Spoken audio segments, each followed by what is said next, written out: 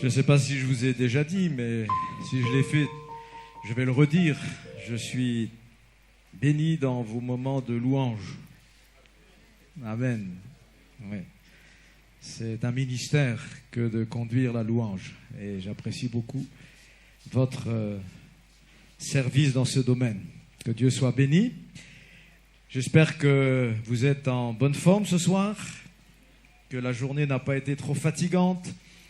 Et si elle l'a été, que vous avez pu, dans ce moment de louange, vous ressourcer à la source de vie qu'est Jésus. Parce que c'est vrai que c'est aussi un secret qu'il faut connaître pour pouvoir durer dans le couple, dans la vie de famille, durer aussi dans le ministère, dans le service. Il faut savoir se ressourcer. Peut-être qu'on peut effectivement vivre dans un pays ou dans une église qui est dans un contexte où on ressent déjà cette bénédiction de Dieu parce qu'il y a l'action de l'Esprit, mais il peut arriver à des moments que nous soyons dans des contextes où là on n'a pas ce support et il faut savoir se ressourcer dans les déserts qu'on peut parfois être amené à vivre, à traverser. Et Jésus nous a enseigné cela, à être rempli constamment de l'Esprit. Et quand vous êtes rempli de l'Esprit, alors ça vous redonne des forces et vous allez voir que des forces, il nous en faut. Si on veut mener à bien l'entreprise que Dieu nous a confiée, d'avoir un foyer qui soit heureux, épanoui, des enfants qui se développent, qui grandissent à tous égards, comme Jésus nous dit la Bible, grandissait en stature, en grâce, en sagesse, devant Dieu, devant les hommes. Il y a là tout un programme qui demande beaucoup de force, et surtout de la force morale, la force spirituelle. Et cette force, eh bien, on le verra, c'est en Jésus qu'on va la puiser. Alors hier, comme le pasteur a déjà rappelé certains éléments, je ne vais pas le refaire, on était arrivé à ce point où nous avons vu que Dieu, qui est un Dieu d'ordre, et que cet ordre est nécessaire pour qu'il y ait harmonie, qu'il y ait paix, qu'il y ait joie, aussi bien dans l'Église que aussi dans la famille. Alors, Dieu a mis des lois pour que ces différentes entités puissent réussir leur entreprise. Et que nous devions, en tant que couple, mari et femme, respecter ces lois. Nous avons vu aussi que pour que ces lois soient bien respectées et comprises, et surtout bien mises en action dans l'Église et aussi dans le foyer, Dieu a mis aussi des responsables. Donc les responsables, on l'avait lu dans 1 Corinthiens 12, 28, sont des nécessités pour que l'ordre divin puisse régner. Et quand on dit que nous devons nous soumettre et obéir aux lois divines, ça veut donc dire que nous devons aussi nous soumettre aux responsables que Dieu nous donne. Et je vais tout de suite aborder un point, on va y revenir après, mais c'est juste pour vous montrer l'importance de cette notion-là à tous les niveaux de l'Église. Il y avait un centenier romain qui, à un moment donné, a eu besoin de Jésus, parce qu'il avait un serviteur malade. Et il est venu voir Jésus, et Jésus a dit « je vais aller ». Mais quand le centenier romain a appris que Jésus voulait venir jusque dans sa demeure, il a dit « non, je ne suis pas digne que tu viennes, mais dis seulement un mot, et je sais que mon serviteur sera guéri ». Et Jésus a loué la foi de cet homme. Mais en fait, cet homme, qu'est-ce qu'il dit? Il dit, moi j'ai des supérieurs et je suis soumis à mes supérieurs. Et quand je dis à un de mes serviteurs, viens, fais ceci, il le fait. En fait, quand il dira à Jésus, dis seulement un mot et je sais que mon serviteur sera guéri, en fait, il reconnaît simplement en Jésus l'autorité, le supérieur, cette autorité qu'il a reçue lui-même de Dieu, et comme il a une grande connaissance de ce que c'est l'autorité, puisque lui-même, il dit « je suis soumis à mes autorités », mais lui-même, quand il exerce son autorité, on voit qu'il n'a aucun problème pour que ce qu'il demande à un serviteur soit exécuté, parce que, naturellement, il a cette autorité. Donc, il fait confiance à Jésus, et il dit « mais dis seulement un mot, et je sais que mon serviteur sera guéri ». Ici, il y a un principe très important. Si nous voulons, par exemple, en tant que mari, avoir cette autorité naturelle dans notre foyer, pouvoir assumer pleinement notre rôle de responsable, il faut que nous soyons soumis aussi aux autorités de l'Église. Et si nous sommes en même temps, comme serviteurs de Dieu, responsables spirituels, alors nous devons aussi être soumis à Dieu. Puisque même un pasteur, un apôtre, je ne sais quel ministère donc, même s'il a une grande responsabilité dans la conduite et la gestion, dans la vision de l'Église, mais il n'est pas sans autorité. Lui-même, il a une autorité supérieure qui est le Christ, parce que c'est le Christ qui est le chef de l'Église. Aucun homme ne peut prendre la place du chef dans ce domaine. Nous exerçons des responsabilités sous la responsabilité suprême de Christ, qui est la tête de l'Église, qui est le chef de l'Église. Et l'Église, quel que soit l'endroit où elle est, quelle que soit sa dénomination, elle n'a qu'un seul chef, c'est Jésus. Et maintenant, les chefs, j'allais dire, c'est-à-dire les responsables spirituels qui ont été chargés par Christ de conduire l'Église dans la bonne voie, dans la croissance, dans le bien-être, dans la bonne santé spirituelle, ne font que transmettre à l'Église ce que le chef leur a donné comme consigne. Donc nous sommes tous, les uns et les autres, soumis à quelqu'un. Et c'est de cette soumission que va maintenant découler notre force pour maintenant exercer notre responsabilité. Si un responsable n'est pas lui-même soumis, il ne peut pas avoir d'autorité dans son ministère. Donc c'est important parce que, on va le voir dans le foyer, le mari est le responsable, il est le chef. Mais pour que cette responsabilité, il puisse bien l'assumer, il faudrait qu'il soit lui-même soumis aux responsables de l'Église. Ça, c'est un point important. Alors, je vais passer, j'avais prévu d'en parler, mais je vais passer rapidement, juste les citer. Quels sont les responsables dans l'Église que Dieu a donnés? Eh bien, on a vu premièrement, il y a ce qu'on appelle les ministères dons. Pourquoi on les appelle comme ça? Parce que dans Éphésiens 4, 11, il est dit que Jésus a donné ces hommes à l'Église pour son perfectionnement, pour qu'elle soit en bonne cohésion et surtout que chaque croyant arrive à la maturité chrétienne, arrive à comprendre quel est son service auquel Dieu l'appelle, mais surtout comment il doit travailler à côté des autres de manière que l'Église avance dans le même sens avec force. Parce que pour qu'une Église avance bien, il ne faut pas seulement des serviteurs, mais il faut que tout le monde travaille dans le même sens. C'est comme dans une barque, si vous êtes beaucoup, la barque peut avancer plus vite, à condition que tout le monde rame dans le même sens et en même temps. S'il y en a la moitié qui rame dans l'autre sens, en fait, que vous soyez nombreux à ramer ne va rien arranger. Mais si tout le monde rame en même temps, dans le tempo et dans le rythme et dans la même direction, alors la barque va avancer plus vite. Donc ça, c'est une chose importante. Donc les ministères dons sont essentiels, on l'a vu parce que quand Jésus lui-même a voulu bâtir son Église, il a commencé par former 12 hommes qui ont reçu ce titre d'apôtre. C'était donc, ils faisaient partie de cette équipe que Jésus a préparée, on pourrait dire dans une école biblique itinérante, puisqu'en même temps ils étaient sur le terrain et ils pouvaient donc mettre en pratique déjà les leçons qu'ils apprenaient. Et puis, c'est à eux que Jésus a confié ensuite la charge d'organiser et d'être conduit par le Saint-Esprit pour développer l'évangélisation et organiser les églises qu'ils allaient créer.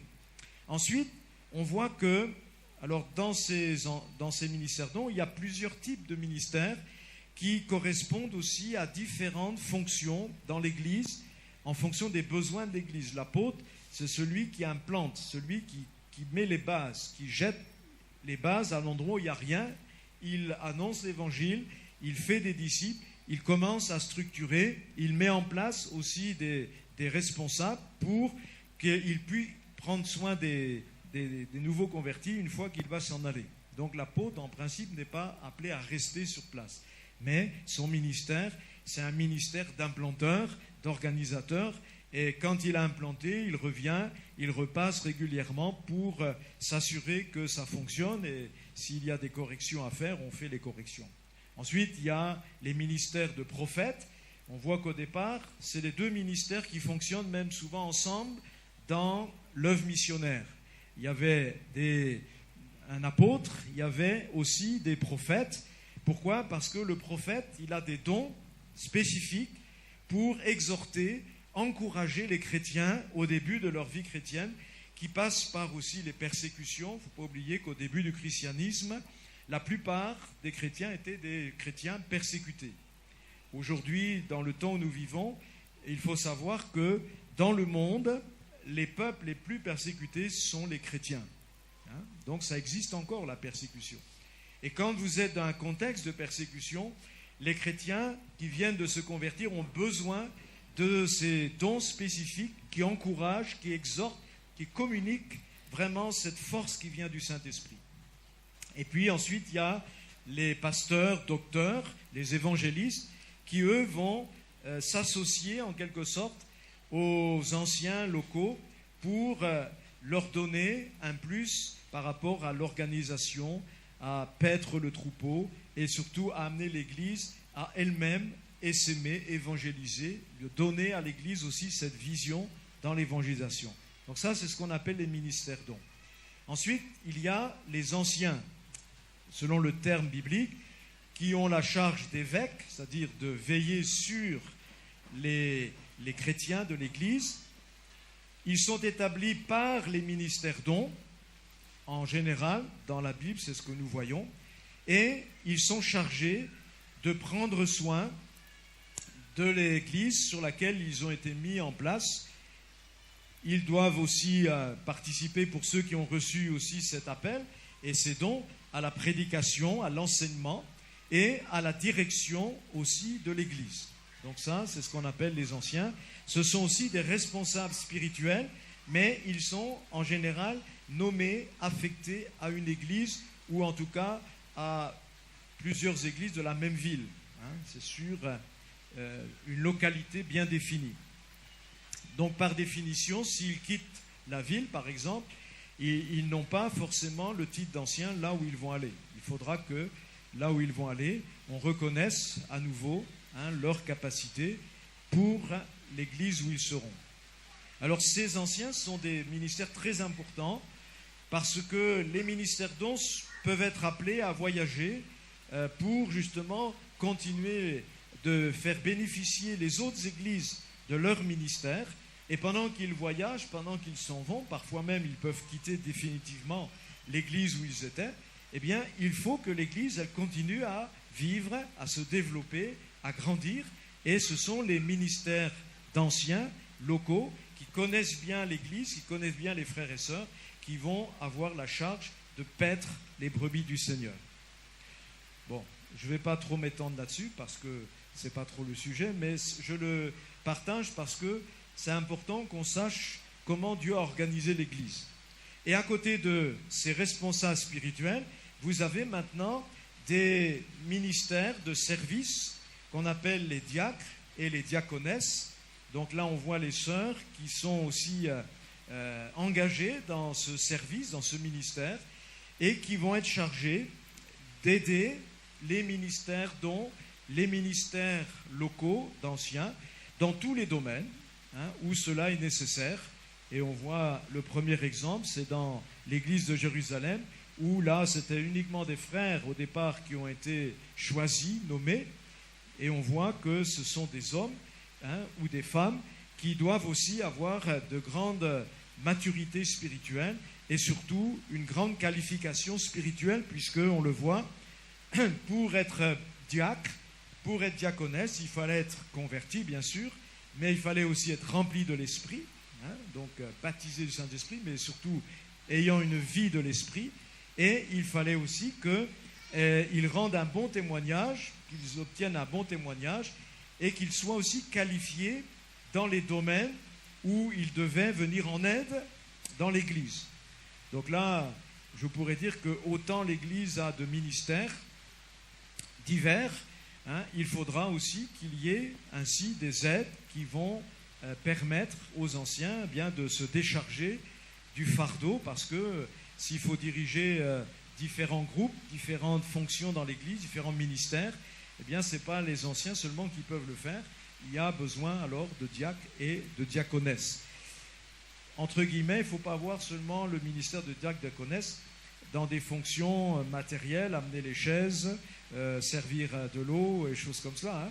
Parce que quand il est dit qu'ils devaient servir aux tables, les premiers diacres, servir aux tables, ce n'était pas seulement amener de la nourriture à la table, mais c'était une fonction de gestion des fonds que les chrétiens amenaient pour les pauvres et pour les veuves, et il fallait gérer tout cet argent. Donc on voit que c'était une fonction qui demandait beaucoup d'honnêteté, de probité. Il ne fallait pas qu'on puisse mettre en doute la gestion qui allait être faite. Donc on voit ici toute l'importance de ces ministères.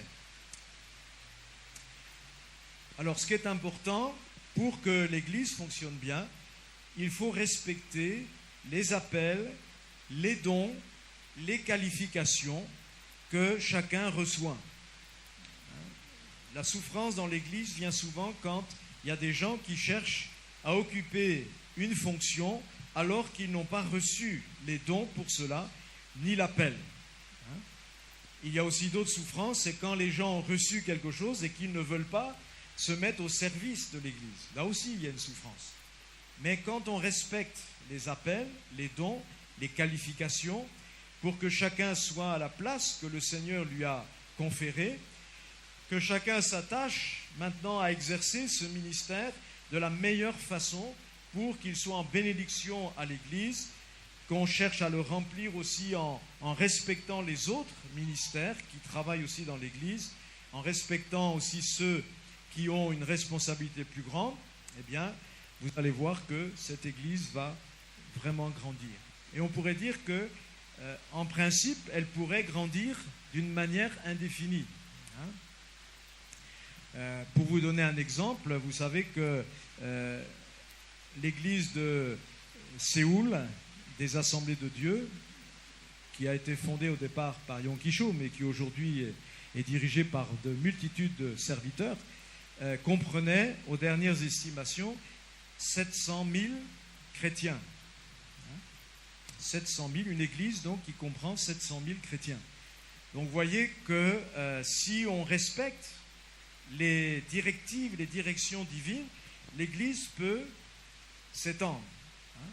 Maintenant, vous voyez que parfois les églises se limitent dans le temps, dans le nombre, et quand il faut rechercher pourquoi elles se limitent, souvent c'est par rapport à l'organisation et à la mise en place des responsables, des serviteurs, parce que si vous voulez que l'Église grandisse, il faut qu'il y ait aussi des serviteurs qui s'ajoutent, des responsables. On peut dire que, en gros, si vous voulez gagner 10 personnes, il faut qu'il y ait un responsable qui soit appelé dans l'Église à exercer cette responsabilité. En gros, c'est cela. Alors, pourquoi je parle de cela? Parce que dans le couple, dans la famille, on va voir que c'est la même chose.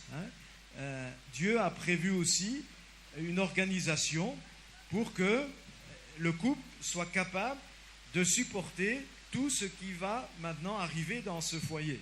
En particulier les difficultés, les épreuves, etc., mais aussi les enfants. Et c'est bien de vouloir avoir beaucoup d'enfants, mais il faut savoir que chaque fois qu'un enfant arrive, c'est un autre défi qui se met en place. Et pour que ces enfants trouvent le cadre aussi idéal, eh bien, il faudra que le couple fonctionne comme Dieu le veut. S'il ne fonctionne pas comme Dieu le veut, ça va créer des grosses difficultés dans le fonctionnement, comme dans l'Église. En fait, souvent, les problèmes qu'on trouve dans l'Église, on peut les trouver aussi dans les couples et dans les foyers. Ce sont les mêmes causes qui provoquent les mêmes effets. Alors, avant d'aborder ces conseils que la Bible nous donne pour réussir son foyer, j'aimerais néanmoins donner encore un dernier point par rapport au service, c'est les ressources avec lesquelles nous devons accomplir notre service. Nous avons vu déjà que si nous avons la foi en Jésus et que nous gardons cette foi dans le Seigneur, nous pouvons accomplir toutes les œuvres que Dieu a préparées d'avance pour nous. C'est la condition essentielle. Ceci implique en particulier que nous ne devons jamais tomber dans la suffisance en pensant que finalement, maintenant, on est arrivé à un point où on peut y arriver tout seul. Ça, c'est souvent le moment où on va décliner, quand on croit qu'on n'a plus besoin du Seigneur, on n'a plus besoin de l'onction de l'Esprit, on n'a plus besoin de la grâce de Dieu, alors on commence à péricliter. C'est l'histoire de l'église de Laodicée, qui se croyait riche, qui se croyait déjà arrivé, mais Jésus lui dit, tu es pauvre, tu es nu, tu ne le sais pas, mais moi je te le dis. Et cette église avait besoin donc de se repentir de sa suffisance, de son orgueil, et elle devait revenir dans l'humilité aux pieds du Seigneur, afin que le Seigneur puisse lui redonner la force, la vigueur spirituelle dont elle avait besoin pour mener à bien l'entreprise. Donc nous devons apprendre à travailler non seulement pour le Seigneur, oui, c'est vrai, nous travaillons pour le royaume de Dieu, pour le Seigneur, mais le défi surtout, c'est d'apprendre à travailler avec lui. Parce qu'il y a une différence, travailler pour Dieu et travailler avec Dieu. Vous pouvez travailler pour un patron, mais le patron n'est pas là. Mais si vous travaillez avec lui, c'est-à-dire l'apprenti par exemple, qui travaille avec son maître, eh bien, vous voyez tout de suite ce que ça peut impliquer. Et lorsque nous servons le Seigneur, nous ne pouvons pas faire autrement que de travailler avec lui aussi. On ne peut pas travailler pour Dieu sans travailler avec lui. Et Jésus l'a dit, sans moi, vous ne pouvez rien faire. Donc, vous voyez bien que si quelqu'un veut faire quelque chose pour Dieu, il doit d'abord apprendre à travailler avec le Seigneur. Et donc, nous devons travailler en nous appuyant sur les ressources que Dieu nous communique. 1 Pierre 4, verset 11, nous dit ceci. 1 Pierre 4, verset 11. Si quelqu'un parle, que ce soit comme annonçant les oracles de Dieu, si quelqu'un remplit un ministère, qu'il le remplisse selon la force que Dieu communique, afin qu'en toute chose, Dieu soit glorifié par Jésus-Christ, à qui appartiennent la gloire et la puissance au siècle des siècles. Amen. On a vu ici que, effectivement, notre rôle prioritaire, c'est de glorifier le Seigneur. Et dans la façon de servir, nous voyons que si nous nous appuyons sur la force que le Seigneur nous donne, alors le produit de notre service glorifiera le Seigneur et non pas notre orgueil, notre chair. Alors, cette force que Dieu communique, on voit, elle est essentielle dans le ministère. Je ne dois pas servir le Maître en m'appuyant sur mes forces propres, sur, la connaissance acquise. Si j'ai, par exemple, été formé en tant que prédicateur, j'ai été à l'école biblique, j'ai suivi des cours. Souvent, il y a ce piège, quand des jeunes sortent de l'école biblique, ils pensent que maintenant, comme ils sont équipés, ils sont fort capables d'enseigner l'Église. Le problème, c'est qu'ils ne s'attendent pas au Seigneur et ils arrivent dans l'église, ils commencent à répandre toutes leurs connaissances comme cela, de manière anarchique, sans être conduits par l'Esprit. Et au lieu de faire du bien, eh bien, ils causent des problèmes. Et quand j'enseignais au Mali, quand j'ai assisté à la sortie donc, des étudiants au bout des 3e années, mon message souvent était celui-ci. Vous avez appris beaucoup de choses, vous croyez maintenant connaître, mais moi je vous dis, vous ne savez rien. Et quand vous allez aller dans les églises, vous devez arriver comme ne sachant rien. Pourquoi ? Parce qu'ainsi, ça vous laissera dépendant du Saint-Esprit. Et au lieu de puiser uniquement dans ce que vous savez, vous allez d'abord vous mettre en prière et attendre que l'Esprit de Dieu vous dise qu'est-ce que vous devez prendre dans ce que vous avez pour donner maintenant à l'Église et comment vous devez le donner. Et ça, c'est important de réaliser que même si j'ai 30 ans, 40 ans de ministère dans l'Église avec le Seigneur, mais je suis et je dois rester toujours dépendant des ressources que Dieu veut me donner pour accomplir ce travail. Paul disait dans 2 Corinthiens 6, verset 1, « Nous travaillons avec Dieu. » Vous voyez ? Paul n'était pas autosuffisant, il travaillait avec Dieu. Et on le voit notamment dans les récits des Actes, où on voit que Paul ne s'est pas lancé à tout va dans l'évangélisation, comme cela, n'importe comment, parce que sous prétexte qu'il avait déjà ouvert des églises, il était fort capable d'ouvrir aussi des églises en Asie. Non, il était dépendant de la conduite de l'Esprit. Et quand l'Esprit lui a dit non, Paul a obéi au Saint-Esprit et il est passé sans prêcher. Or, je peux vous dire que c'est le plus difficile pour un évangéliste, un prédicateur de l'Évangile, de marcher pendant des jours sans pouvoir s'arrêter pour prêcher. Mais l'Esprit de Dieu lui disait non, continue ta route. Voilà. Et c'est comme cela qu'ils sont entrés dans les œuvres que Dieu avait préparées pour eux.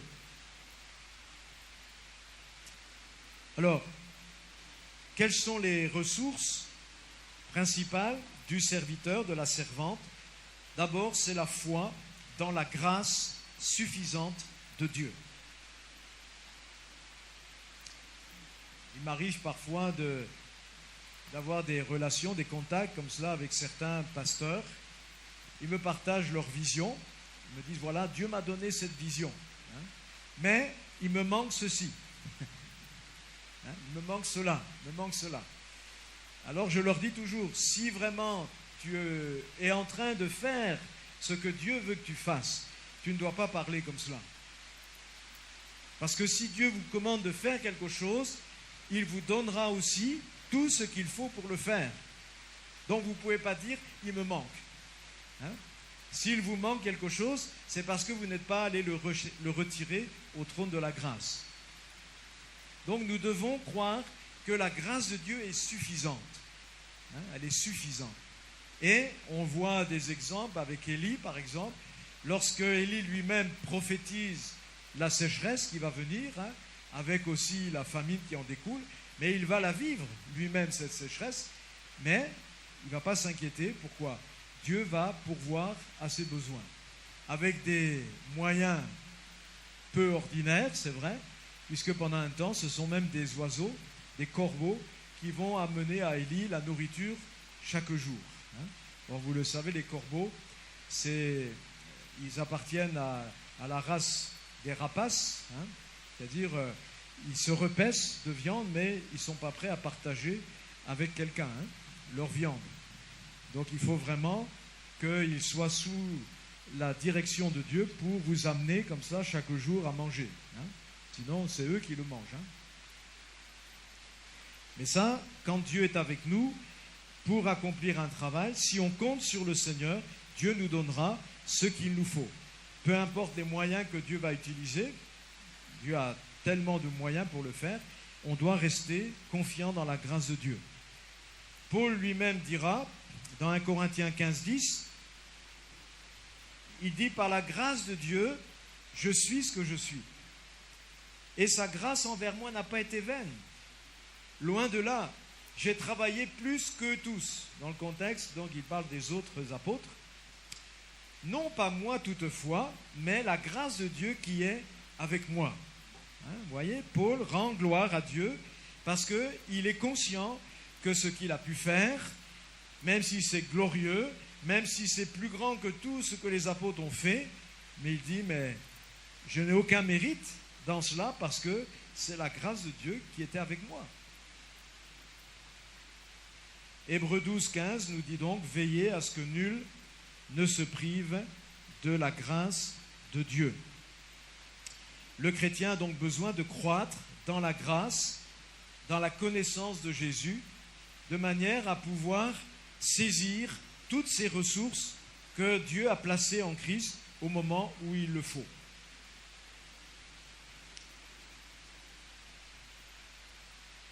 Et puis, dernier passage, Colossiens 2,10. Vous avez tout pleinement en lui, donc Jésus, qui est le chef de toute domination et de toute autorité. Hein, si on croit que Jésus est le chef, eh bien, quand le chef nous dit de faire quelque chose, il nous donne aussi les moyens de le faire. Voilà.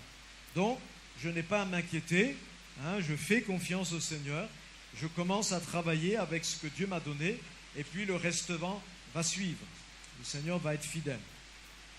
Ensuite, deuxième chose qui est importante par rapport aux ressources du serviteur, c'est rechercher l'onction de l'Esprit et les dons spirituels que le Saint-Esprit communique. Je vais juste vous citer Éphésiens 5, 18. Soyez constamment en train d'être remplis du Saint-Esprit. 1 Corinthiens 12, 31. Hein, recherchez les dons les meilleurs. Et aussi Colossiens 1, 29, où Paul partage comment il travaille dans l'œuvre de Dieu. Il dit, c'est à quoi je travaille en combattant avec sa force qui agit puissamment en moi. Hein, on voit que Paul, son secret, pourquoi est-ce qu'il a réussi à traverser toutes les épreuves tout en travaillant avec qualité? D'abord parce qu'il comptait sur la grâce de Dieu, et un jour le Seigneur lui a rappelé cela, alors qu'il demandait au Seigneur d'éloigner cet ange de Satan qui le souffletait. Jésus lui a dit, ma grâce te suffit, Paul. Et Paul a dû effectivement compter chaque jour sur la grâce de Dieu à travers toutes ces difficultés qu'il rencontrait.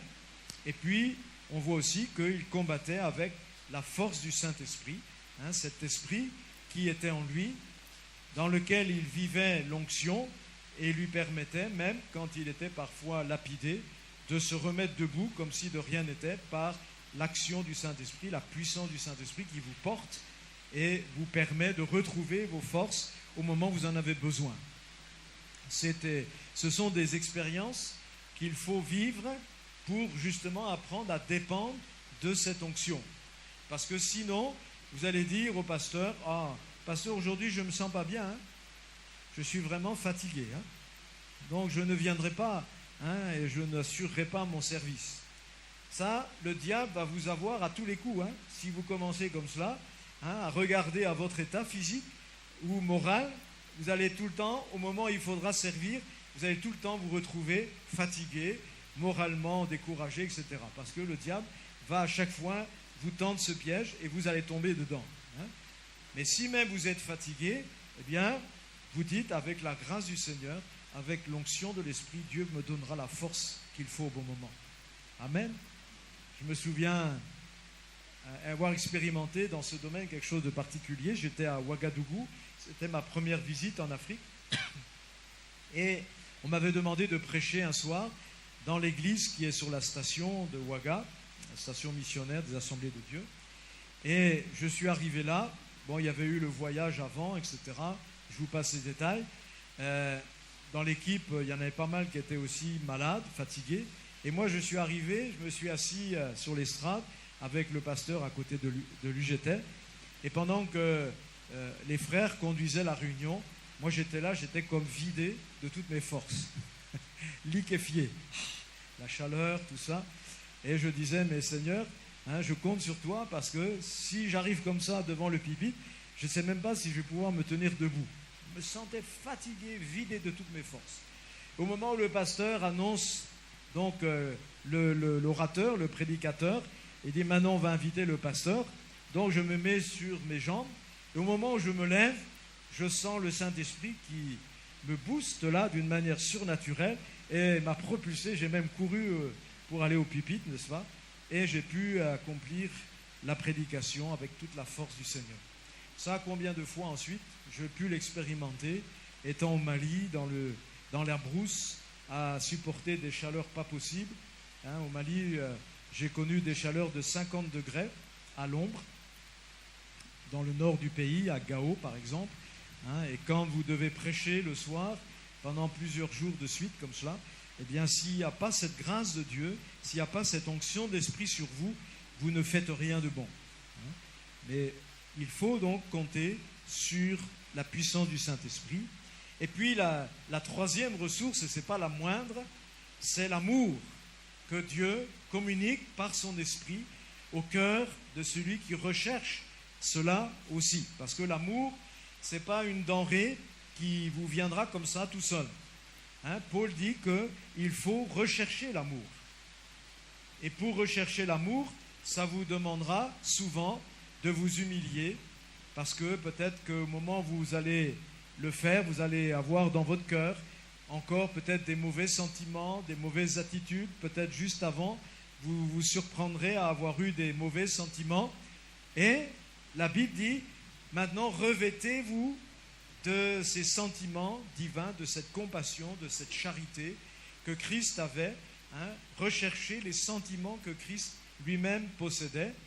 Et Paul nous montre dans 1 Corinthiens 13 toutes les qualités de cet amour. Et il poursuivra en disant, recherchez l'amour parce que c'est la voie par excellence par laquelle vous pourrez maintenant servir le Maître d'une manière efficace. Les dons du Saint-Esprit pourront s'exercer d'une manière efficace quand vous avez dans votre cœur reçu cet amour divin qui vous permettra d'exercer efficacement votre service. Donc voilà les trois éléments que je voulais soulever pour vous donner cette piste importante, accomplir notre service avec les ressources divines. Et ce que je viens de partager, c'est très important dans le foyer. Si les époux n'ont pas une bonne vie spirituelle, si les époux ne s'entretiennent pas dans la foi, dans la grâce, dans l'onction de l'esprit, dans l'amour divin, vous allez voir que ça sera très difficile de pouvoir conduire le foyer d'une bonne manière. De la même façon, dans l'Église, si un frère, une sœur veut servir efficacement, il ne faut pas qu'il ignore ces choses-là. C'est des choses essentielles, fondamentales, qu'il faut, renouveler chaque jour. Même si hier, tu étais bien disposé, tu étais dans l'onction, oui, mais aujourd'hui, recherche à nouveau cela. Avant de partir au travail, mets-toi à genoux, peu importe comment tu pries, comment tu cherches le Seigneur, assis, debout, mais retrouve cette onction de l'Esprit avant de partir dans le monde, faire ton travail. Tu as besoin d'être loin de Dieu. Jésus n'a rien accompli avant qu'il ne soit loin du Saint-Esprit. Et vous le savez, c'est au moment de son baptême que l'Esprit de Dieu est venu le loin. Et ensuite, vous le voyez, partout où il va, il est conduit et oint par le Saint-Esprit pour accomplir maintenant l'œuvre de son Père. Et donc, il ne faut pas croire que vous pouvez servir le Maître sans cette onction, sans ces manifestations de grâce, de dons spirituels. C'est des choses essentielles et on bénit Dieu de ce qu'il ne nous laisse pas sans ressources. De la même manière qu'un ambassadeur, quand il est envoyé pour représenter un royaume, une république, un pays ailleurs, il a aussi des lettres de recommandation de là où il vient. Il a aussi des moyens, il a des finances, il a toutes sortes de choses. Il a même un territoire qui appartient à son pays dans l'autre pays, puisque le territoire de l'ambassade, c'est territoire du pays dans le pays où est l'ambassade. Donc, voilà, il arrive, il a un certain nombre d'éléments qui lui permettent d'exercer son rôle d'ambassadeur.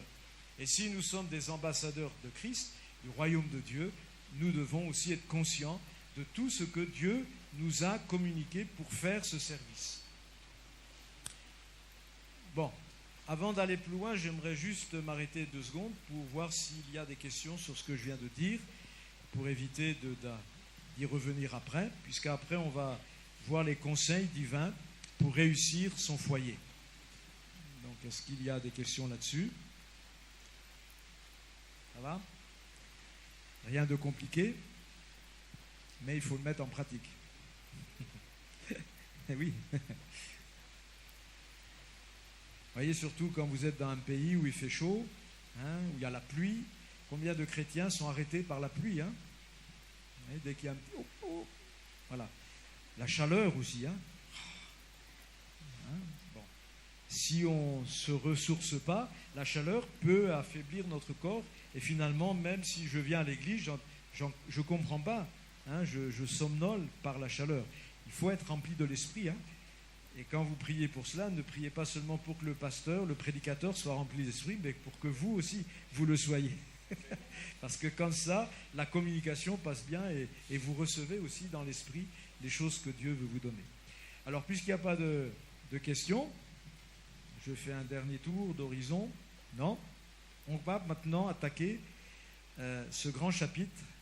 Quels sont les conseils que nous avons dans la parole de Dieu pour que un mari, une épouse réussissent leur entreprise de bâtir ce foyer qui soit un témoignage à la gloire de Dieu, qui soit un moment béni de la vie de cet homme, de cette femme, et qui permettra aussi aux enfants que Dieu leur donnera d'évoluer dans un contexte où ils vont découvrir l'amour de Dieu, la joie du Seigneur, l'activité du Saint-Esprit, etc., etc. Il y a bien sûr des conseils à connaître.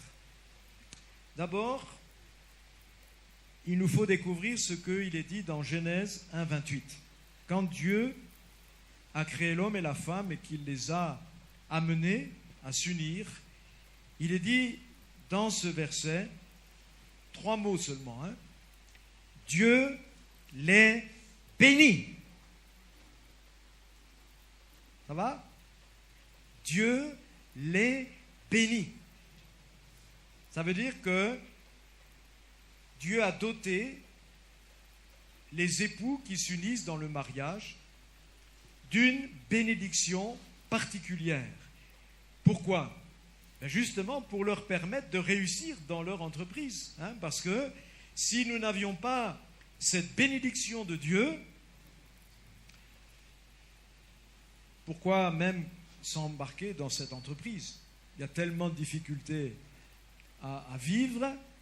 Si je n'ai pas la bénédiction de Dieu, si Dieu n'est pas avec nous dans cette entreprise, Moïse a dit ceci à Dieu, si tu ne marches pas toi-même avec nous, alors ne nous envoie pas. Et je pense qu'un garçon, une fille qui veulent s'unir dans les liens du mariage, ils doivent avoir cette confiance que Dieu va les bénir. Ce n'est pas parce que simplement on fait une bénédiction dans l'église qu'on est béni. Non, Dieu a béni déjà l'intention même de se marier. C'est dans la volonté de Dieu. Dieu est d'accord avec ce principe. Et donc, il faut savoir que quand on s'engage honnêtement dans cette voie-là, on a la bénédiction de Dieu avec nous. Alléluia. Ce qui n'est pas forcément le cas des autres manières de vivre ensemble que le monde a inventées. Donc, Dieu approuve et surtout, il va accompagner les époux dans leur entreprise. Bien sûr, cette bénédiction, elle est liée aussi à des conditions. Et quand Dieu vous fait des promesses dans la Bible, ou vous promet sa bénédiction, regardez bien aussi les conditions. C'est comme quand vous faites un contrat d'assurance, lisez bien aussi les petites lettres en bas, parce que ça aussi, c'est les conditions. Et comme ça, vous savez exactement quelles sont les clauses du contrat. Pourquoi c'est important de respecter les conditions? Bien parce que dans un psaume de Salomon, le psaume 127, au verset 1er, Salomon dit ceci, il aurait dû d'ailleurs s'en souvenir quand il a vieilli: « Si l'Éternel ne bâtit la maison, ceux qui la bâtissent travaillent en vain. » Et je dis, il aurait dû s'en souvenir parce que quand il bâtissait les maisons pour les idoles de ces femmes païennes, il aurait dû se souvenir qu'il travaillait en vain. Malheureusement, apparemment, il ne s'en est pas souvenu, il ne l'a pas fait qu'une fois, il l'a reproduit plusieurs fois. Mais ici, donc, on voit que si on s'embarque dans un mariage et que l'on veut réussir, tout ce qu'on va travailler à faire dans ce mariage, il faut que l'Éternel soit avec nous dans cette construction. Parce que s'il n'est pas avec nous, alors tout ce qu'on fait est vain. C'est ça que dit le texte. Si ce n'est pas Dieu qui bâtit avec les époux, alors on peut bâtir, on peut faire beaucoup d'agitation, mais on travaille en vain. Et vous savez, dans le monde, il y a tellement de situations, de cas qu'on a vus comme cela. Moi, j'ai vu des couples non chrétiens, alors ils se sont débattus les premières années de leur mariage pour amasser l'argent, pour construire la maison, pour équiper la maison, etc., etc.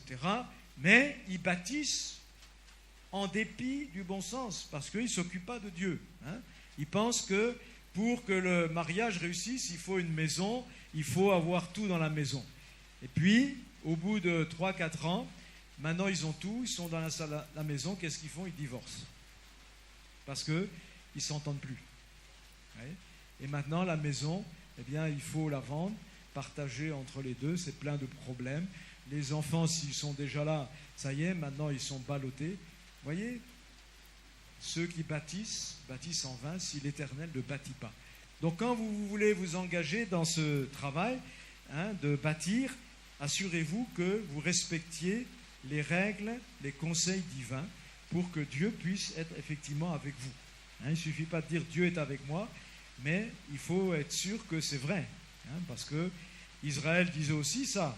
Dieu est avec nous. Non, le temple ne pourra jamais être détruit.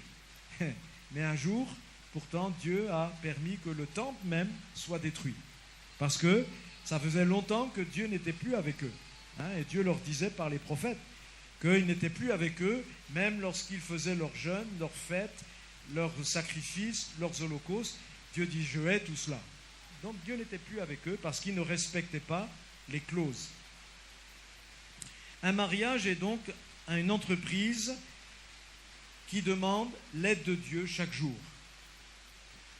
C'est pourquoi les conjoints doivent être assez humbles pour le reconnaître, être aussi pleins de foi pour rechercher cette aide de Dieu chaque jour et surtout être obéissants pour mettre en pratique ses conseils. Ça, c'est très important. Pourquoi? Parce que vous avez parfois des chrétiens, ils viennent voir le pasteur, ou des jeunes gens viennent voir le pasteur. Et pasteur, j'aimerais avoir vos conseils pour me marier. Qu'est-ce qu'il faut faire? Alors, un jour, ça nous est arrivé avec mon épouse, une jeune fille de l'église, nous étions, vient nous voir, et pendant tout un dimanche après-midi, nous l'avons pris à la maison, et nous lui avons expliqué, de A jusqu'à Z, tout ce qu'elle devait faire dans son mariage futur pour avoir l'approbation de Dieu et réussir. On a passé du temps avec elle.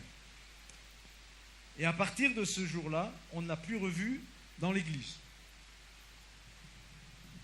On se demandait où elle était passée. Disparue complètement de la circulation, personne ne savait où elle était.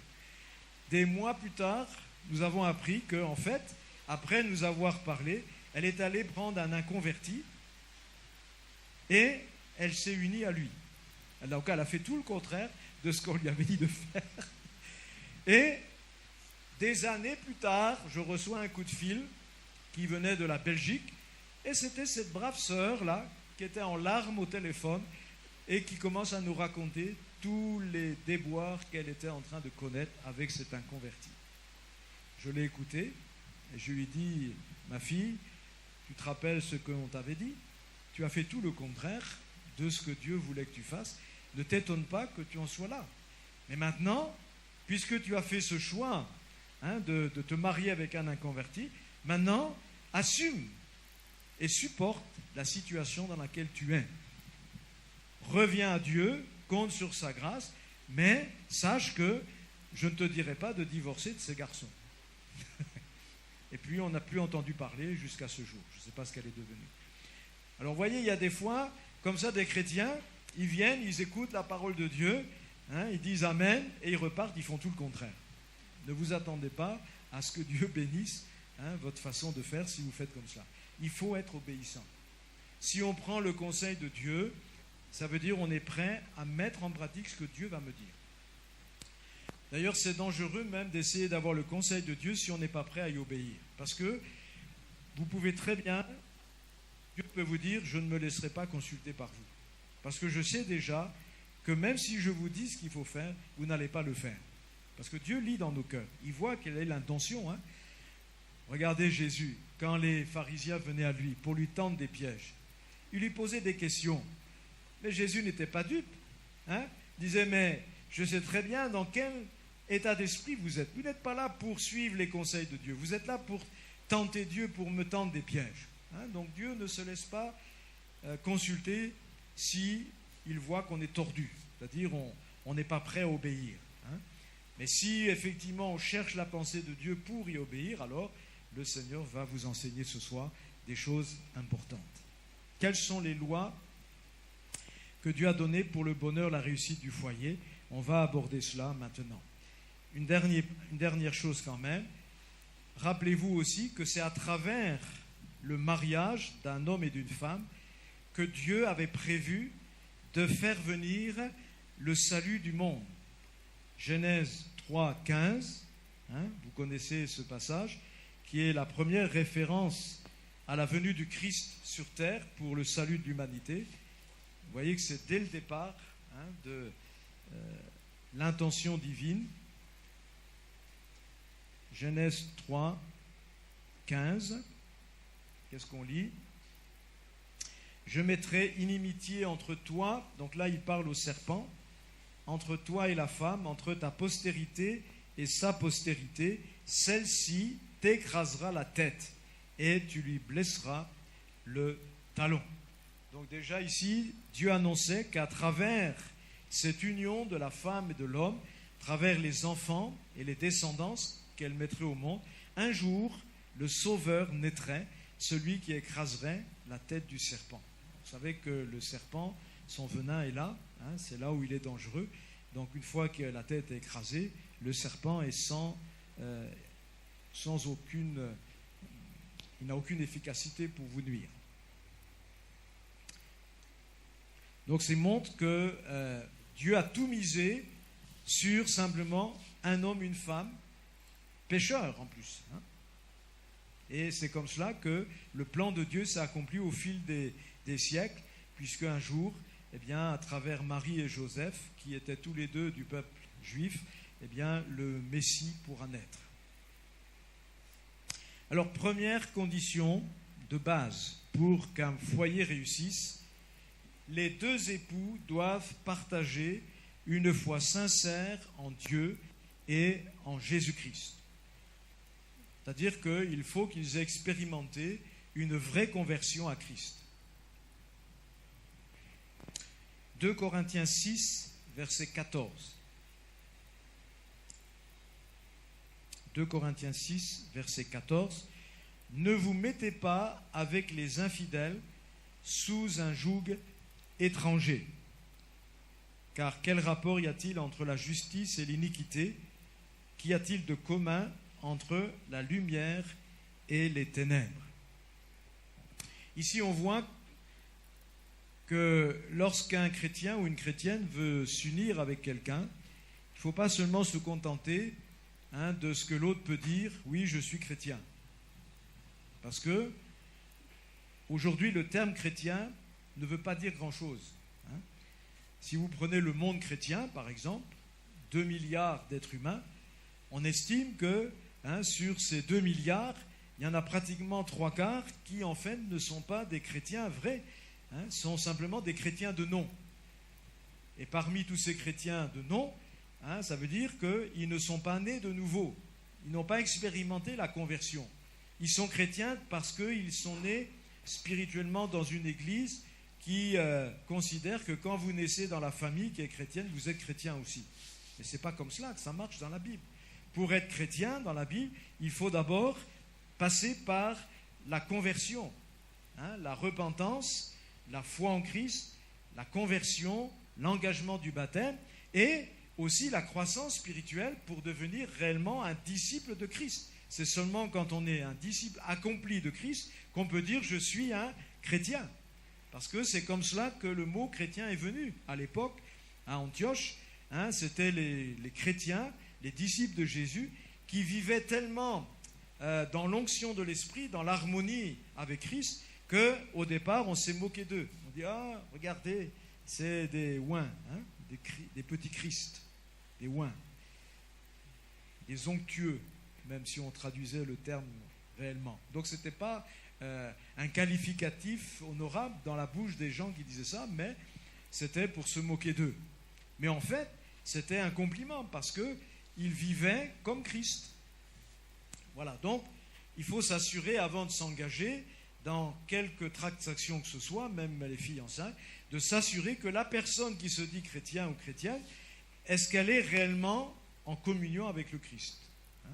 Parce que sinon, on va à la catastrophe comme vous le voyez déjà. Donc il est nécessaire que les deux conjoints aient la même foi véritable et vivante en Jésus. S'assurer aussi que la personne n'a pas rétrogradé dans sa foi chrétienne. Parce que, vous remarquerez ici, la Bible dit « ne vous mettez pas avec les infidèles ». Si vous avez un chrétien ou une chrétienne, mais qui ne sont pas fidèles au Seigneur, donc ce sont des infidèles. Et se marier avec un infidèle, c'est prendre un gros risque. Parce que il y en a qui disent « oui, moi je l'amènerai au Seigneur ». Tiens donc. Je me souviens d'un garçon dans l'église au début de ma conversion. Il était avec nous, il travaillait dans l'œuvre de Dieu avec nous. Puis un jour, il a rencontré une femme qui est venue à une réunion d'évangélisation. Et puis, peu de temps après, il est venu voir le pasteur. Il a dit « Pasteur, je veux me marier avec cette femme-là ». Et le pasteur lui a dit « Mais non, elle est venue simplement à une ou deux réunions, mais elle n'est pas convertie. » « Ah oui, oui, mais je vais l'amener au Seigneur, elle est en route. » Le pasteur dit non. Et le frère a fait quand même. Il s'est marié. Et vous savez ce qu'elle lui a fait comme coup, cette femme ? Le jour même du mariage, quand elle est sortie de la mairie, elle a dit à son mari, et à partir de maintenant, l'église, c'est fini. Comme ça, qu'elle lui a dit. Et à partir de son mariage, nous n'avons plus jamais vu ce frère dans l'église. Il s'est perdu.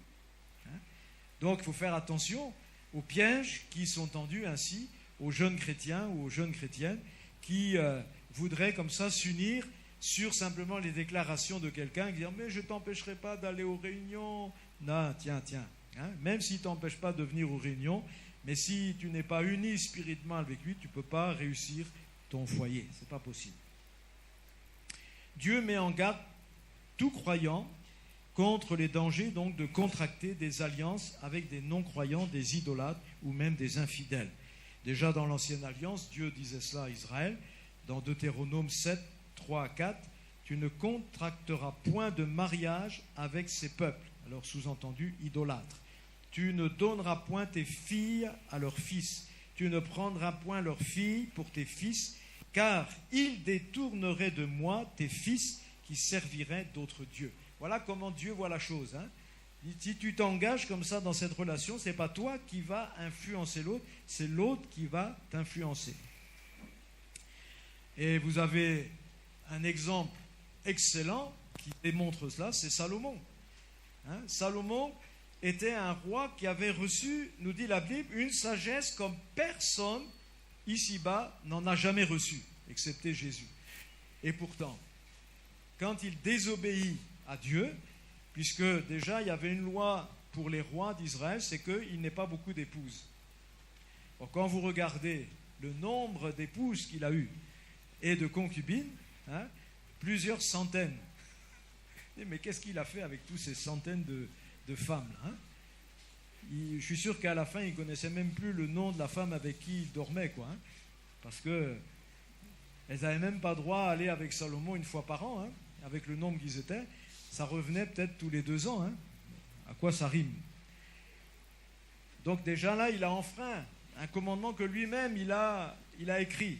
Et deuxième chose, ne pas se marier avec une femme païenne. Or lui, il a pris des femmes qui venaient de de tous les peuples idolâtres qu'on pouvait trouver, jusqu'à des abominations où on offrait même les enfants en sacrifice. Vous imaginez qu'à la fin, Salomon a construit des temples pour que ces abominations soient faites sur le territoire d'Israël et que lui-même, il est venu se prosterner dans ces temples à côté de ses femmes.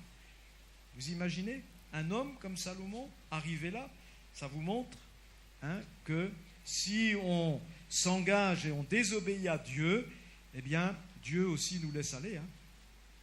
Ça veut dire que vous êtes livré à vous-même et là, vous êtes maintenant faible. Vous vous croyez fort, mais en fait, vous êtes faible. C'est comme Samson qui, à force de jouer avec le péché, il joue avec le péché. À un moment donné, l'Esprit de Dieu se retire et Samson est comme n'importe quel homme. Il devient une victime maintenant et on lui crève les yeux et il est en train de tourner la meule des ennemis du peuple de Dieu. Donc, il ne faut pas s'amuser à ce genre de choses. Deuxièmement, fondement aussi du mariage, les époux, quand ils s'engagent à ce mariage, doivent rester fidèles et unis jusqu'à la mort. Jusqu'à la mort. Aujourd'hui, dans le monde, les gens se marient en se disant, bon, de toute façon, si dans 10 ans on ne se plaît plus, on divorcera. Quand vous partez déjà avec cette mentalité, comment voulez-vous réussir? Ce n'est pas possible. Parce que dès qu'il y aura des tensions, dès qu'il y aura des problèmes, au lieu de régler les problèmes, qu'est-ce qu'on fait? Solution de facilité, on divorce. Non. Avec Dieu, ce n'est pas comme ça. Les époux sont unis jusqu'à la mort. 1 Corinthiens 7, verset 39. La femme reste liée à son mari pendant tout le temps qu'il vit. Si son mari meurt, elle est libre de se marier avec l'homme qu'elle veut, mais à une condition, cet homme doit être chrétien. Donc on voit que seule la mort, un des deux conjoints, peut effectivement maintenant séparer un couple. Ça veut dire quoi? Quand vous avez cette notion-là, vous vous engagez donc à défendre constamment l'unité de votre couple. Quoi qu'il arrive, même s'il y a un gros problème, même s'il y a une grosse difficulté, on ne va pas chercher tout de suite la solution de facilité. Et quand on dit facilité, c'est une façon de voir, parce qu'on ne voit pas toutes les conséquences derrière. Dans l'immédiat, oui, c'est plus facile, on divorce, mais les conséquences après. Allez discuter avec ceux qui ont connu ces drames, vous allez voir que ce n'est pas si facile qu'ils le pensaient. Mais, puisqu'on est là, on est unis jusqu'à la mort, dès qu'il y a un souci, eh bien, on le règle. On le règle. Avec l'aide de Dieu, on le règle. Voilà. Parce qu'il n'y a aucun problème que Dieu ne puisse pas nous aider à résoudre. Avec Dieu, tout est possible, nous dit la Bible. Amen. Même si quelqu'un peut dire ça, c'est impossible, à Dieu, rien n'est impossible. Donc, il faut que nous partions avec cette idée que, quelles que soient les difficultés qu'on rencontrera, on trouvera la réponse dans le Seigneur. Alors évidemment, il y en a qui disent, oui, mais Dieu lui-même a prévu le divorce. Et quand Jésus était sur terre, les religieux sont venus lui dire cela. Mais Moïse lui-même nous a enseigné qu'on pouvait remettre une lettre de divorce à notre femme. Et qu'est-ce que Jésus leur répond? Marc 10, versets 5 à 12. Jésus leur dit, c'est à cause de la dureté de votre cœur que Moïse vous a donné ce précepte. Mais au commencement de la création, Dieu fit l'homme et la femme. C'est pourquoi l'homme quittera son père et sa mère et s'attachera à sa femme, et les deux deviendront une seule chair. Ainsi, ils ne sont plus deux, mais ils sont une seule chair. Que l'homme donc ne sépare pas ce que Dieu a joint. Vous voyez, donc là, on voit que cette permissivité de Dieu était liée à la dureté du cœur des hommes, qui, de toute façon, ne voulaient pas obéir à Dieu et auraient abandonné leur femme. Donc, pour éviter que la femme se retrouve abandonnée sans aucune garantie, Dieu a prévenu à l'avance ce cas, et il a dit, le jour que quelqu'un voudra faire ça, voilà comment il devra le faire, pour ne pas que la femme soit comme ça abandonnée sans aucun soutien. Mais Jésus rappellera donc que dans le cœur de Dieu, quand Dieu a créé le mariage, c'est dans cette condition qu'ils devraient rester unis jusqu'à la mort. Malachie 2, verset 16, Dieu dit clairement qu'il a de la haine pour la répudiation. Donc même si il l'a prévu par une loi à Moïse, mais c'est quelque chose que Dieu déplore, que Dieu n'a pas du tout envie de voir se manifester parmi son peuple. Prenez donc garde dans votre esprit et ne soyez pas infidèles. Voilà le message que Malachie a transmis de la part de Dieu. Et dans 1 Corinthiens 7, versets 10 à 11, Paul écrit ceci: « À ceux qui sont mariés, j'ordonne, non pas moi, mais le Seigneur. » Donc ça veut dire, ce qu'il dit, il le tient du Seigneur lui-même. Que la femme ne se sépare point de son mari. Si elle est séparée, qu'elle demeure sans se marier, ou qu'elle se réconcilie avec son mari, et que le mari ne répudie point sa femme. C'est clair, hein? Voilà. Même si c'est arrivé que vous êtes séparés, mais vous ne devez pas vous remarier. Soit vous restez comme cela, seul, ou alors vous vous réconciliez. C'est la seule possibilité que Paul laisse et que Jésus laisse à ces couples. Alors évidemment, ce sont des couples ici chrétiens. On est dans le cadre chrétien. Donc, l'unité du foyer, on le voit, doit être préservée. Et même dans le cadre, on va prendre un cas où les deux étaient mariés, non chrétiens. Et en cours de mariage, il y en a un sur les deux qui se convertit. Ce cas est aussi évoqué par Paul. Et qu'est-ce qu'il dit? 1 Corinthiens 7, versets 12 à 14. Il dit: si un frère a une femme non croyante et que cette femme consente à habiter avec lui, qu'il ne la répudie point. Et si une femme a un mari non croyant et qu'il consente à habiter avec elle, qu'elle ne répudie point son mari. Vous voyez, c'est clair, hein?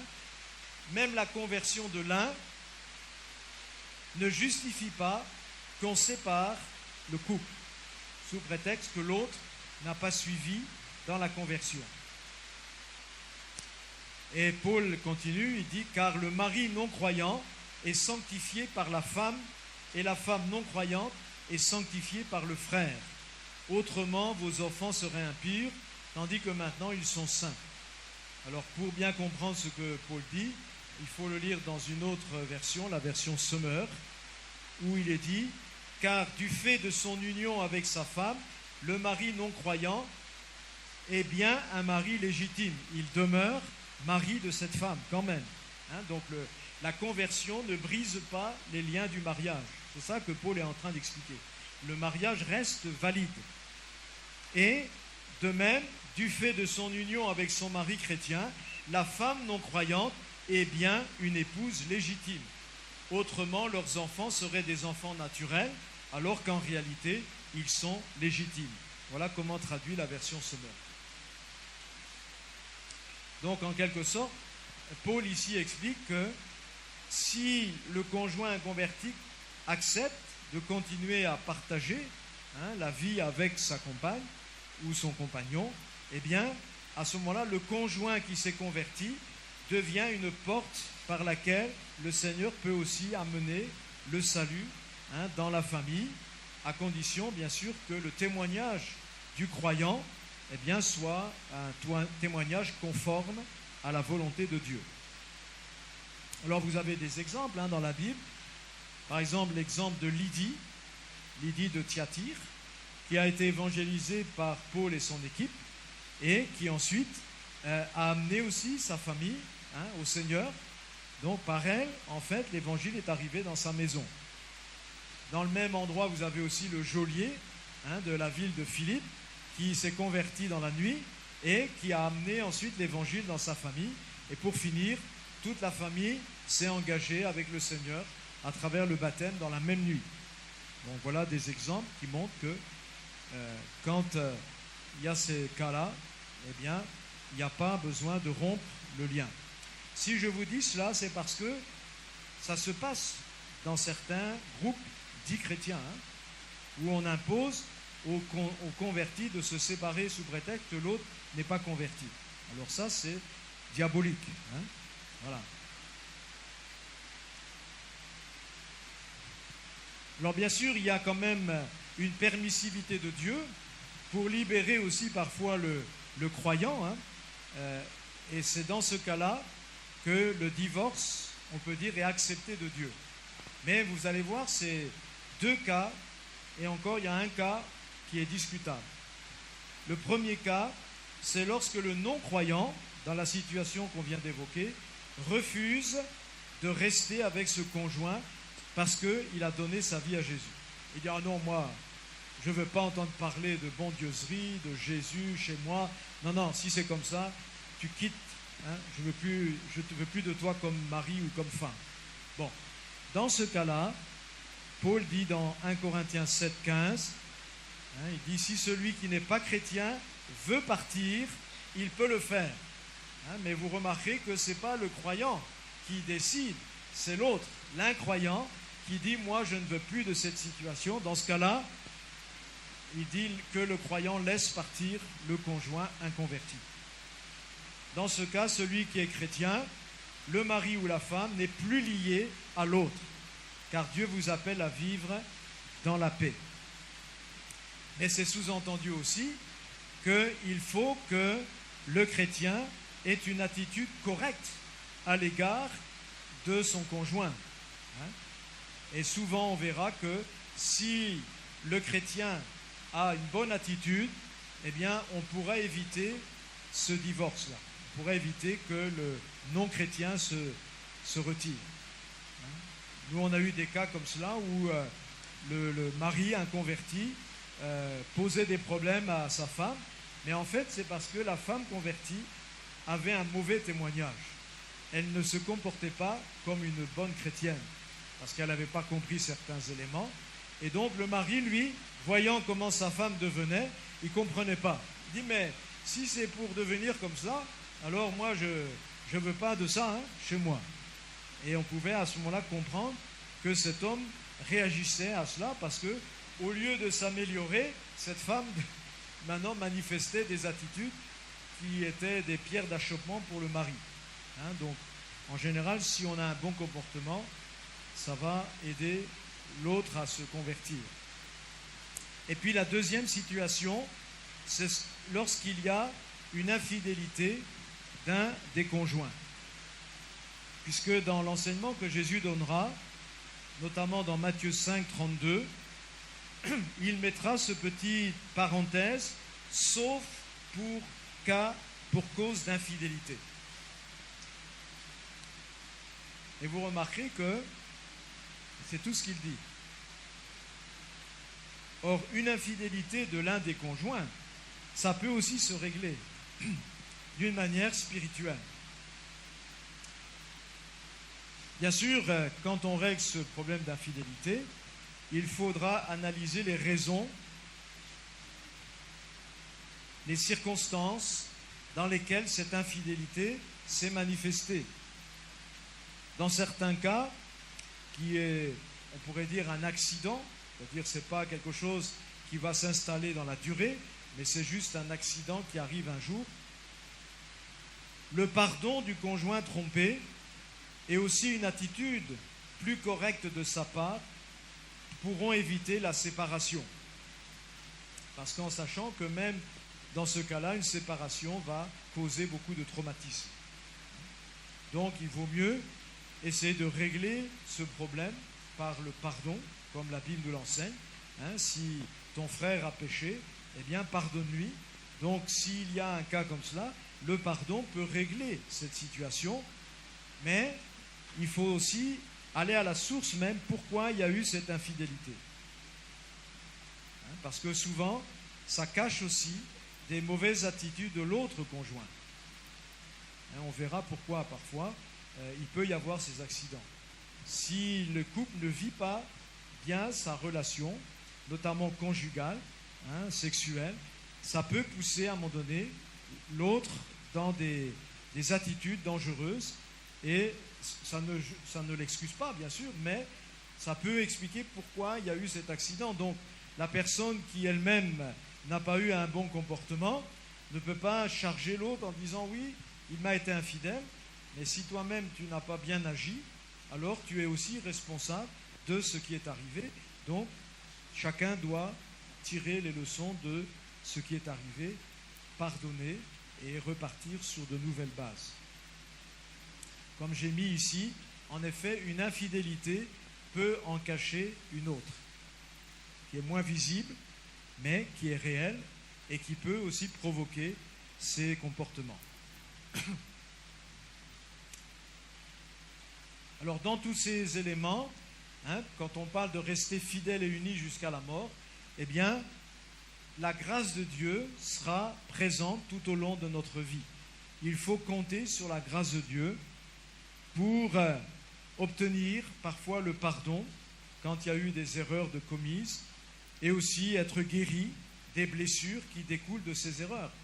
Bon, là, je ne parle pas forcément d'infidélité, mais dans la vie quotidienne, même dans un couple qui marche bien, il ne faut pas non plus idéaliser la vie du couple chrétien. Il pourra arriver que, par une parole maladroite, on blesse l'autre conjoint. Bon, on ne va pas rester avec cette blessure. Le pardon, l'humiliation, demander pardon, et aussi la foi dans la grâce de Dieu permettra de guérir et de passer outre toutes ces petites choses de la vie quotidienne. Si on n'apprend pas à pardonner dans un couple, eh bien, alors on aura du mal à avancer, parce que, qu'on le veuille ou pas, on fait tous des maladresses, des oublis, des omissions, et ça peut aussi blesser l'autre. Donc, à un moment donné, il faut savoir, bien sûr, mettre ces choses-là bien à plat, les expliciter, et puis chacun fait ce qu'il a à faire. On s'excuse, on demande pardon, et puis l'autre pardonne. On prie le Seigneur pour que le Seigneur guérisse le cœur, et on repart de l'avant. Alléluia. Ça, c'est important, compter sur la grâce de Dieu. Ne pas s'enfermer dans des situations inextricables où finalement on n'arrive plus à démêler parce qu'on s'est tellement emmêlé avec tous ces problèmes, on n'a pas essayé de régler ces problèmes. Au bout d'un moment, ça devient tellement une nasse. On se demande comment on va faire pour sortir les deux conjoints de cette nasse.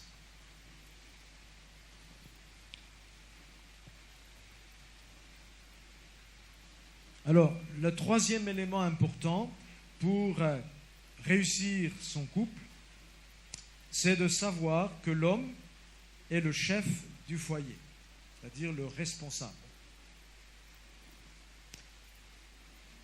Ça veut dire que Dieu a décidé que c'est l'homme qui porterait toute la responsabilité de ce qui va se passer dans le foyer. Donc les maris là qui sont là ce soir, endossez cette responsabilité. Ça, c'est la volonté de Dieu que vous soyez responsable. Qui dit responsable dit que à la fin, c'est vous qui aurez à rendre compte de ce qui se sera passé au Seigneur.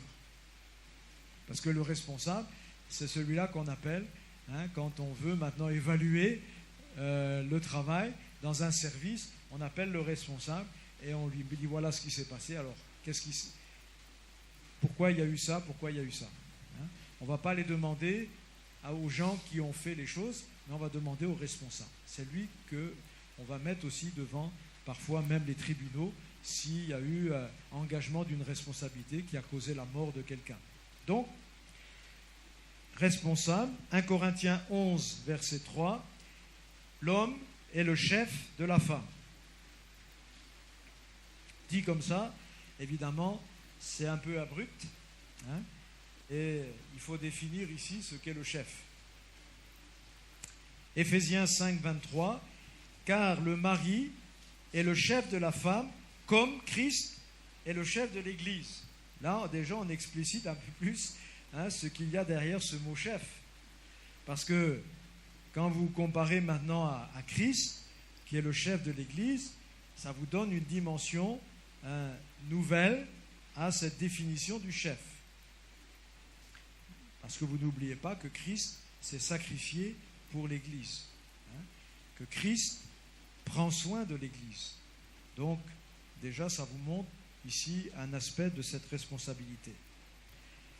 Déjà donc en Éden, quand Dieu a placé Adam et Ève dans le jardin pour le garder et le cultiver, c'est le rôle que Dieu avait donné à Adam.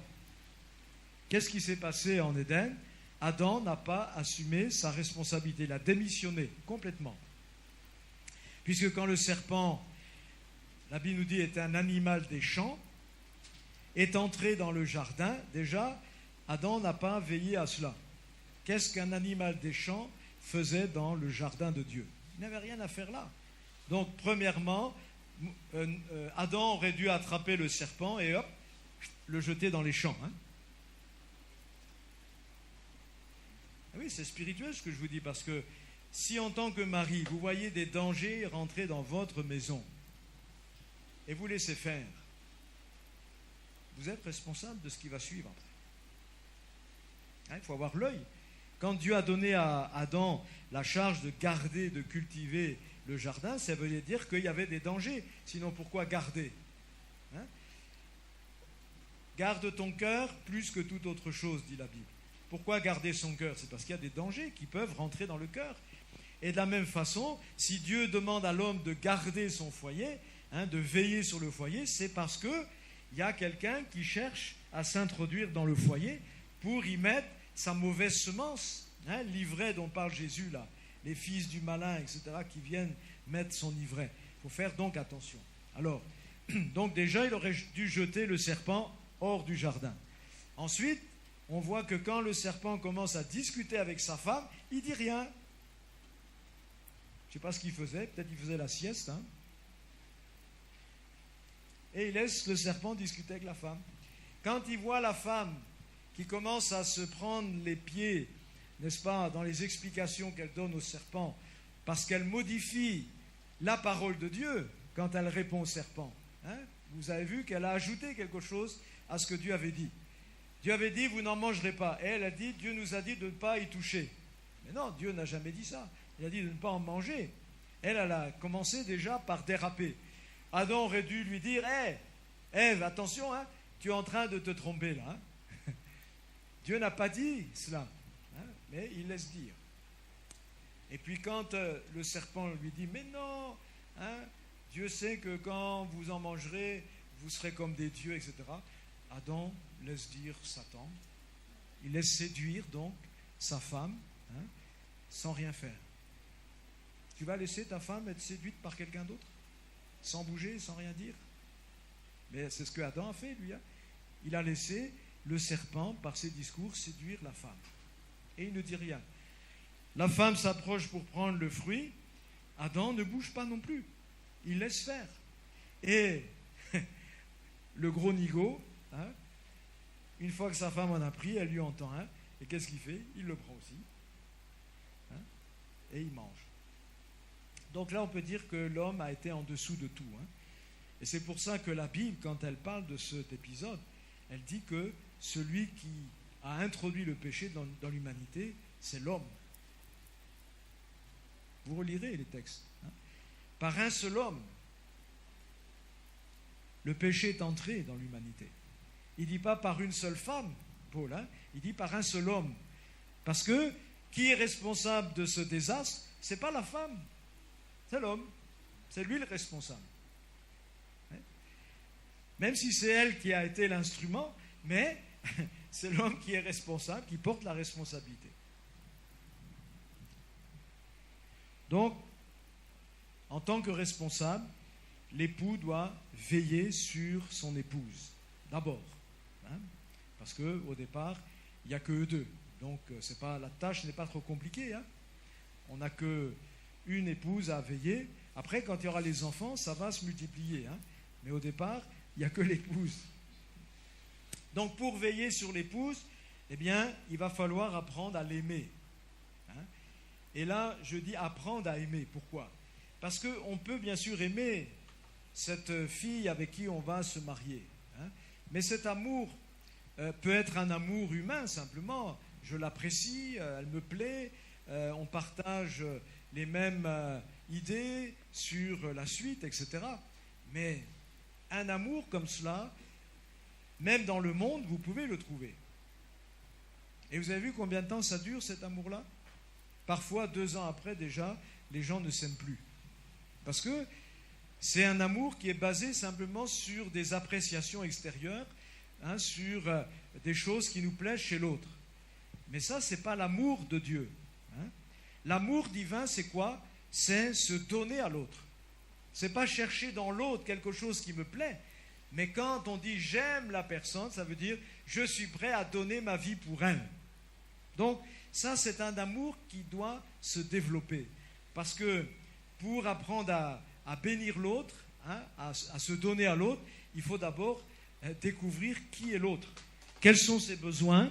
Comment est-ce que je peux la rendre heureuse, etc. Donc ça, c'est justement dans le cadre du mariage.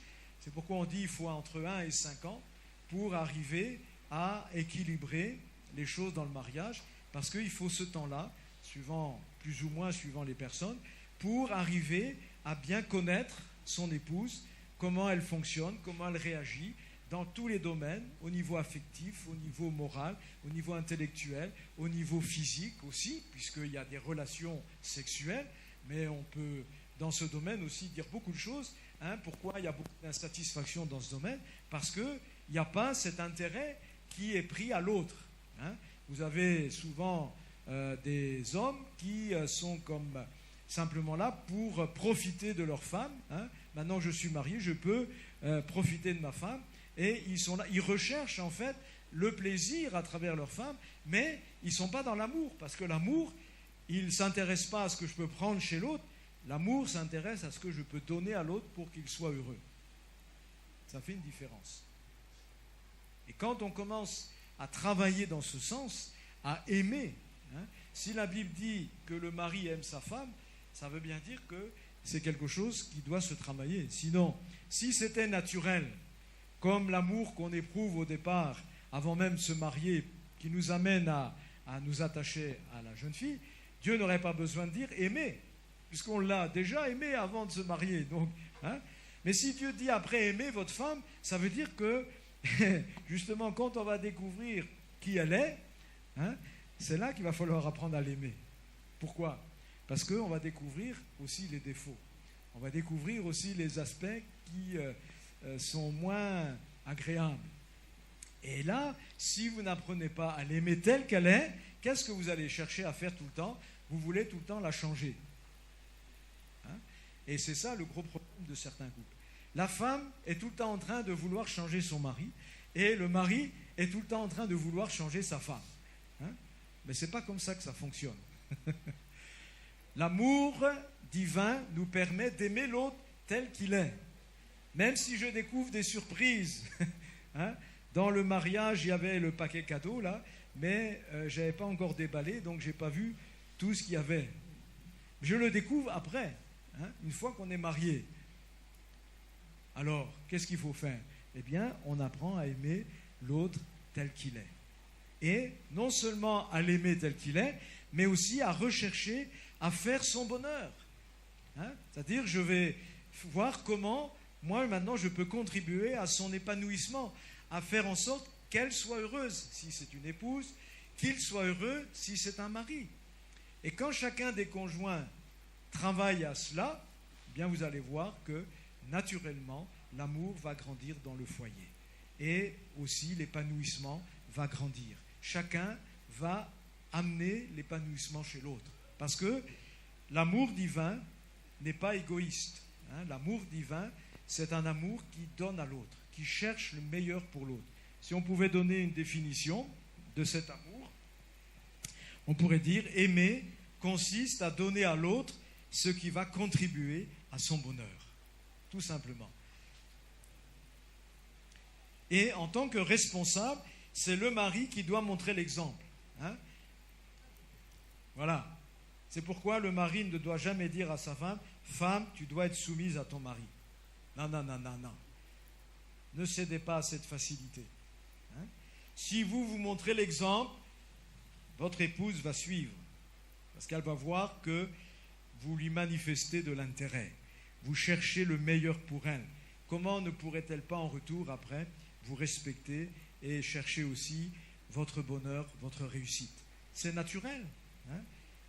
Quand vous cherchez le bien de l'autre, naturellement l'autre va maintenant se sentir tellement béni qu'il va lui aussi en retour chercher à vous bénir. N'est-ce pas? Surtout si on est chrétien. Hein? On a un grand avantage sur les autres parce que l'amour de Dieu est déjà dans nos cœurs. Hein? Si nous sommes chrétiens, c'est que nous avons connu l'amour que Dieu a eu pour nous. Donc, puisque nous l'avons connu, ça nous rend capables à notre tour d'aimer, hein, et aimer dans le bon sens, c'est-à-dire donner notre vie pour l'autre. Alors, cet amour est défini. Juste avant, j'aimerais dire que pour pouvoir manifester cet amour, c'est toujours relié à une bonne vie de spirituelle. Hein. Pourquoi? Parce que l'amour de Dieu est répandu dans nos cœurs par le Saint-Esprit. Donc si vous n'avez pas une bonne vie dans l'esprit, hein, vous aurez du mal aussi à être renouvelé chaque jour dans cette capacité d'aimer l'autre. Hein, donc, il faut laisser l'esprit vous remplir chaque jour. C'est ce qui vous prédispose aussi maintenant à aimer votre femme ou votre compagnon.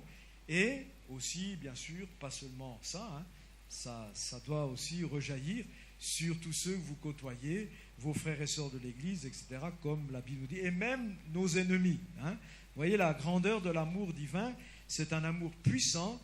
C'est pourquoi je dis souvent aux églises que la vraie force de l'Église, c'est l'amour. Parce que quand vous avez cet amour dans votre cœur, vous pouvez aimer même vos ennemis. Et ça, croyez-moi, c'est quelque chose de très difficile. Et quand vous avez la force de l'amour, vous pouvez le faire. Et à ce moment-là, votre témoignage, il est exemplaire. Et il est rayonnant. Vous pouvez gagner même des sorciers, vous pouvez gagner des gens de tous bords.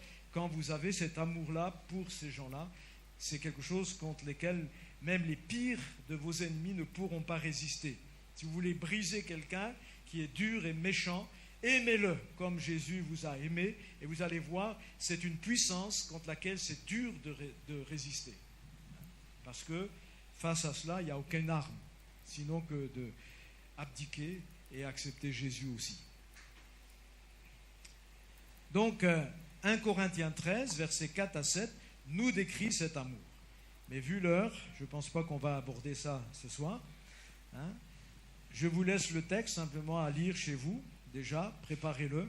Et moi, demain, je vais aussi vous le commenter, hein, en tirer des choses très intéressantes qui vous montreront que c'est la réponse à tous les défis que vous allez rencontrer dans le mariage et aussi dans votre vie. Hein, il y a dans ces paroles-là une richesse extraordinaire. Donc, méditez-la. Si vous avez plusieurs versions, lisez-le dans différentes versions. Si vous avez la parole de vie, hein, qui est une transcription un peu plus dispensieuse, lisez-le aussi. Il y a pas mal de choses intéressantes. Et puis demain, eh bien, on poursuivra avec cela et on verra cette puissance de l'amour, hein, tout ce que cela comporte comme ressources pour le couple et en particulier pour le mari, pour justement faire du bien à sa femme. Hein, ça va le disposer à vraiment être capable, être en capacité de bénir tellement son épouse qu'en retour, l'épouse n'aura pas de mal aussi à lui faire du bien.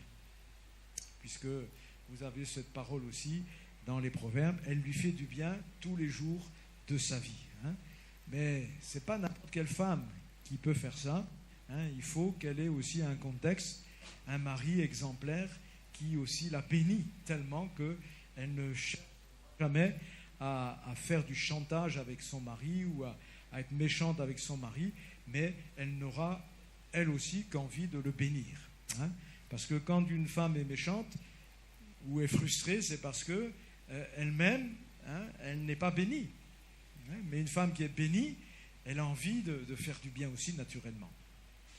Voilà ce que je pouvais déjà partager avec vous ce soir. Je ne sais pas si vous avez des questions, si on a le temps encore. Ça, je laisse à la discrétion de mon pasteur. Oui ? D'accord. Est-ce qu'il y a des questions déjà ? Oui ? frère Ulrich, vas-y.